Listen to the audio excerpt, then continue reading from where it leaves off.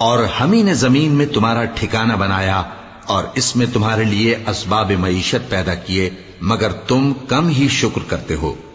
और हम ही ने तुमको इब्तिदा में मिट्टी से पैदा किया, फिर तुम्हारी शक्ल सूरत बनाई, फिर फरिश्तों को हुक्म दिया कि आदम के आगे सजदा करो, तो सब ने सजदा किया, लेकिन इब्लीस कि वो सजदा करने वालों में शामिल ना हुआ। अल्लाह ने फरमाया, जब मैंने तुझको भी हुक्म दिया था तो किस चीज ने तुझे सजदा करने से बाज रखा? उसने कहा कि मैं इससे अफजल हूं, मुझे तूने आग से पैदा किया है और इसे मिट्टी से बनाया है।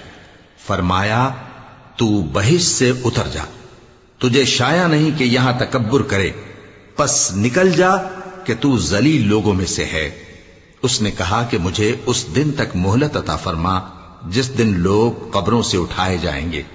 फरमाया, अच्छा, तुझको मोहलत दी जाती है।